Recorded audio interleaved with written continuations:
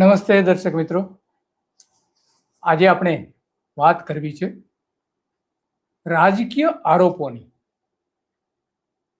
પ્રજાના કરોડો રૂપિયા ભ્રષ્ટાચારમાં જતા હોય તો એના પછીની સરકાર આવે, તપાસ કરે અને જે કંઈ ભ્રષ્ટાચાર થયો હોય એ જે તે પક્ષ પાસેથી રિકવર કરે અથવા તો કંપનીઓ પાસેથી મેળવે.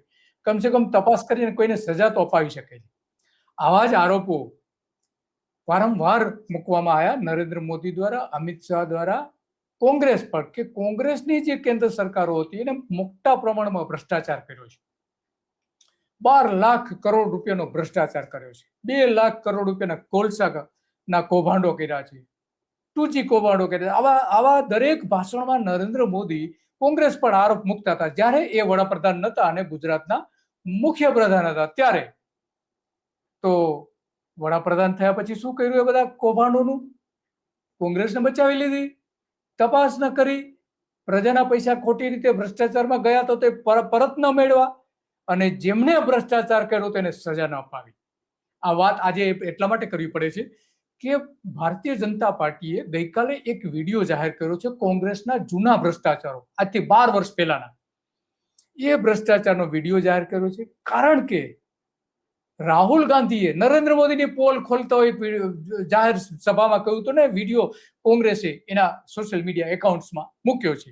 તો એ વિડીયો જે મૂક્યા પછી એમાં જે ભારતીય જનતા પાર્ટીએ વિડીયો જાહેર કર્યો, આ બંને વિડીયો પણ જોઈશું આપણે. અને એ પણ જોઈશું કે નરેન્દ્ર મોદીએ ગુજરાત વિધાનસભામાં અમિત શાહને કહીને કોંગ્રેસના કેવા કૌભાંડો જાહેર કર્યા હતા અને નરેન્દ્ર મોદીએ કેવા કૌભાંડો જાહેર કર્યા હતા એ પણ જોઈશું. બહુ ઇન્ટરેસ્ટિંગ છે. તો રાહુલ ગાંધીએ જે કહ્યું એ પહેલા જોઈએ. देश की रक्षा हमारा संविधान करता है, हमारी संस्थाएं करती है, हमारे इंस्टीट्यूशंस करते हैं, इलेक्शन कमीशन करता है. मैंने मीडिया के बारे में मजाक उड़ाया, मगर इनकी जिम्मेदारी लोकतंत्र की रक्षा करने की होती है. नरेंद्र मोदी जी ने पिछले 12 साल संविधान पर आक्रमण किया है, हमारी सारी की सारी संस्थाओं को नष्ट किया है. आरएसएस के लोगों को हर यूनिवर्सिटी में वाइस चांसलर बनाया, इलेक्शन कमीशन को पूरा कंट्रोल किया, वोट चोरी का सिस्टम बनाया, जुडिशरी पर दबाव डालकर उनको डराकर उन्होंने अदानी अंबानी की पूरी मदद की. और अब मुश्किल क्या है कि अब अदानी अंबानी देश को नहीं बचा सकते, अब नरेंद्र मोदी देश को नहीं बचा सकते हैं. अब सिर्फ हिंदुस्तान का किसान, हिंदुस्तान का मजदूर, हिंदुस्तान का युवा इस देश को बचा सकता है. और आपके इन्होंने हाथ बांध दिए हैं, आप सबके हाथ बांध दिए हैं. जो आप पहले मेहनत करते थे, फैक्ट्रियों में काम करते थे कि तैयारी करो, आपका दोस्त अंबानी हिंदुस्तान का तेल आज भी बाहर एक्सपोर्ट कर रहा है.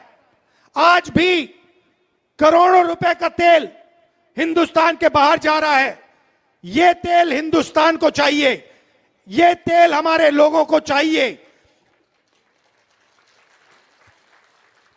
वो तेल आप हिंदुस्तान की जनता को दिलवाइए. ये प्रिकॉशंस आपको लेने हैं. તો જે આ પોલ ખોલી નરેન્દ્ર મોદીની, પહેલા પણ એમને એસ્ટીમ ફાઇલમાં નરેન્દ્ર મોદીનું કઈ રીતે નામ છે, કઈ રીતે કઈ કઈ યુવતીઓ સાથે એ જોવા મળ્યા હતા, એ બધી ઘણી બધી વાતો, એના પ્રધાનો કઈ રીતે જોવા મળ્યા હતા, એ બધા જ આરોપો મૂક્યા હતા. વિમાન ખરીદીમાં નરેન્દ્ર મોદીની સરકારે કેવા કૌભાંડો કરેલા છે એ પણ રાહુલ ગાંધીએ અગાઉ કહ્યું હતું. પણ આ જે વાત કરી એનાથી કોંગ્રેસને બહુ લાગી આવ્યું છે અને એમણે એક વિડીયો જાહેર કર્યો છે ને દરેક સ્ટેટની જે ભાજપની ઓફિસ અને ઇતિહાસના બધા રેકોર્ડ એમાં એમણે મૂકેલા છે.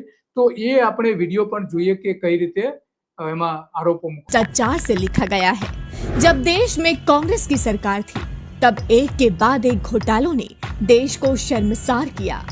नेशनल हेराल्ड घोटाला, कोयला घोटाला, अगस्ता वेस्टलैंड हेलीकॉप्टर घोटाला, कॉमनवेल्थ गेम्स घोटाला, 2G स्कैम, 3G स्कैम, और ना जाने कितने भ्रष्टाचार के काले अध्याय कांग्रेस के इतिहास में दर्ज है। सिर्फ इतना ही नहीं, जब देश आतंकवाद के खिलाफ लड़ रहा था, आतंकियों के मारे जाने पर सोनिया गांधी के आंसू, कभी भारत तेरे टुकड़े होंगे और अफजल के नारे सुनाई दिए। देश आतंकवाद से लड़ता, सर्जिकल स्ट्राइक के सबूत मांगे गए। थी सोच, जो आतंकियों को जी कहे, सेना से सबूत मांगे। તો આ જૂની વાતો બધી ઉખેડીને મૂકી દીધી છે, પણ એની સામે તપાસ ન કરી નરેન્દ્ર મોદી, બિલકુલ તપાસ ન કરી. એ શું આરોપો મૂક્યા હતા વિધાનસભામાં, ગુજરાત વિધાનસભાની અંદર અમિત શાહ, ગૃહપ્રધાન અમિત શાહે આની સામેના ઘણા બધા આરોપો મૂક્યા હતા. 12 લાખ કરોડ રૂપિયાનો કોંગ્રેસની કેન્દ્ર સરકારે ભ્રષ્ટાચાર કર્યો હોવાનું ગુજરાત વિધાનસભામાં રેકોર્ડ ઉપર એમણે કહ્યું હતું. એમણે એવું કહ્યું, 2G જે આ વિડીયોમાં આપણે જે મોટાભાગની આવી છે, એરબસની ખરીદી, એરપોર્ટ ખાનગીકરણ, કોલસાની ખાણો આપવાના કૌભાંડો, હેલિકોપ્ટર ખરીદી કૌભાંડ, ટેન્ક ખરીદી કૌભાંડ, કોમનવેલ્થ કૌભાંડ, આદર્શ બિલ્ડિંગનું કૌભાંડ મુંબઈમાં જે થયું હતું એ. તો એ મોદીની સરકારે ત્યારે જાહેર કર્યા હતા અમિત શાહે, પણ અમિત શાહે એની પાસે તપાસના અત્યારે પૂરેપૂરા અધિકારો છે. નરેન્દ્ર મોદી પાસે 12 વર્ષથી અને અમિત શાહ જ્યારથી હોમ મિનિસ્ટર બન્યા છે, ગૃહપ્રધાન દેશના બન્યા, ત્યારથી આ બધી જ કૌભાંડોની તપાસ કરી શકાય, પણ ન કરી અને કોંગ્રેસને બચાવીને હવે કોંગ્રેસ ઉપર આરોપ મૂકે છે. સાંભળીએ અમિત શાહે વિધાનસભાની અંદર શું કહ્યું હતું તે. લોકાયુક્તની કાયદાના સંદર્ભમાં એ વાત કરી રહ્યા હતા. એમને કહ્યું કે કેગ ઉપર અમને વિશ્વાસ છે. હું સ્વાગત કરું છું માન્ય વિરોધ પક્ષના નેતાનું. માન્ય અધ્યક્ષશ્રી, એમને કહ્યું કે 10,000 કરોડના કેગના કંઈક ટિપ્પણી રાજ્ય સરકાર છેલ્લા દિવસે કેગનો રિપોર્ટ લઈને આવી છે, અને જો લોકાયુક્ત હોત તો આ ટિપ્પણીઓ પર કંઈકનું કંઈક થયું હોત. પરંતુ માન્ય અધ્યક્ષશ્રી, જે સંસ્થામાં માન્ય વિરોધ પક્ષના નેતાએ શ્રદ્ધા વ્યક્ત કરી, એ જ સંસ્થાએ 2G, એરબસની ખરીદી, એરપોર્ટનું ખાનગીકરણ, કોલસાનું આવંટન, હેલિકોપ્ટરની ખરીદી. બેસો ભાઈ, બેસો બેસો બેસો, આ તો શરૂઆત છે જી. એક મિનિટ તમારે શાંતિ સાંભળો. આ ઇટ ઇઝ અ કેગ રિપોર્ટની અંદર કેગનો રિપોર્ટ. માનનીય અમિતભાઈ, માન્ય અધ્યક્ષશ્રી, હેલિકોપ્ટરની ખરીદી, ટેન્ક ખરીદી કૌભાંડ, કોમનવેલ્થ ગેમ, પ્લીઝ બાકી શાંતિ રાખો, શાંતિ. માન્ય અધ્યક્ષશ્રી, આદર્શ સોસાયટી કૌભાંડ, આ બધાનો સરવાળો કરીએ તો 12,40,000 કરોડનો ઘપલો આ યુપીએની સરકારે કર્યો છે. અને માન્ય અધ્યક્ષશ્રી,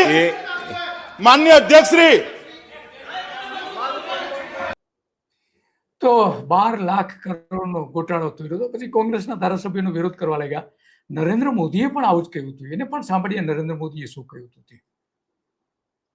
ચોરી થઈ એવું સાંભળ્યું છે, કોઈની મોટર ચોરાણી હોય સાંભળ્યું છે, કોઈનું ટ્રેક્ટર ચોરાયું હોય સાંભળ્યું છે, કોઈના રૂપિયા ચોરાણા સાંભળ્યું હોય, કોઈના હીરા જવેરાત ચોરાયો સાંભળ્યું હોય, પણ કોઈથી કોઈનો કોલસો ચોરાયો સાંભળ્યું છે. આ દિલ્હી સરકાર 2 લાખ કરોડના કોલસા ચોરી ગઈ. 2 લાખ કરોડના કોલસા ચોરી ગયા. એ નરેન્દ્ર મોદીનું ચૂંટણી જીતવા માટેનું સ્લોગન. લોકોને ગુજરાતમાં ઘૂસવા દેવાય. હું ગાંધીનગરની ગાદી પર બેઠો છું, પણ મુખ્યમંત્રી તરીકે નહીં, ચોકીદાર તરીકે બેઠો. ચોકીદાર તરીકે બેઠું છે એવું કહે છે. તો દેશના ચોકીદાર તરીકે જયારે બેસતા હોય ત્યારે દેશમાંથી ચોરી થઈ ગઈ હોય તો એને તપાસ કરવાની જવાબદારી હતી, ચોકીદારની જવાબદારી છે, પણ ન કરી. કોંગ્રેસને બચાવી લીધી. ગાંધીનગરમાં છું, હું કોઈ પંચો તિજોરી પર નહીં પડવા દઉં.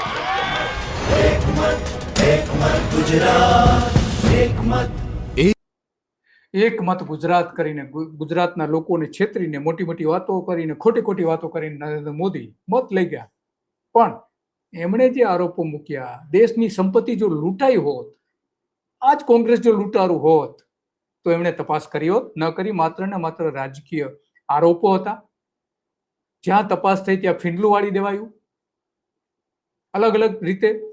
પણ ન તપાસ કરી. આ જ આપણા નરેન્દ્ર મોદીએ એમણે આખો એક કેમ્પેઇન ચાલુ કર્યું હતું કે કેવા ભ્રષ્ટાચારો છે ભારતીય જનતા પાર્ટીએ શરૂ કર્યું હતું, એ પણ જોઈએ. કૌભાંડોનું તાંડવ આજે દેશમાં 176,000 કરોડનું 2G કૌભાંડ, 70,000 કરોડનો કોમનવેલ્થ ઘોટાળો, 1,86,000 કરોડનો કોલસા કાંડ, ગણતરી બહારના આંકડાઓ અને વિશ્વાસ ન થાય એટલા કૌભાંડો. આ છે કોંગ્રેસની દિશા અને દેશની દુર્દશા. શું એમને સોંપાય ગુજરાતની સત્તા? ક્યારેય નહીં. એક મત ગુજરાત. નરેન્દ્ર મોદીએ આ કૌભાંડોના નામે મત મેળવ્યા, ચૂંટણી જીતા અને ફરીથી સરકાર બનાવી ગુજરાતમાં. પણ જ્યારે વડાપ્રધાન થયા ત્યારે આ જ નરેન્દ્ર મોદીએ આ જ કૌભાંડો ઉપર ઢાંક પીછોડો કરી દીધો, કોંગ્રેસને બચાવી લીધી અને આપણી પાસેથી મત લઈ ગયા. અને હવે કોંગ્રેસ એના પર મત ચોરીના આરોપો પણ મૂકે છે. બસ આજે આટલું જ કાલચક્રમાં, અને આવી જ બાબતો ઉપર નેતાઓને ખુલ્લા પાડતા રહીશું કે એમના વચનો શું હોય છે, એના જુઠ્ઠા કર્મો કેવા હોય છે. જે બોલે છે કરતા નથી અને જે કહે છે એ પણ કરતા નથી. બસ આજે આટલું જ. નમસ્તે.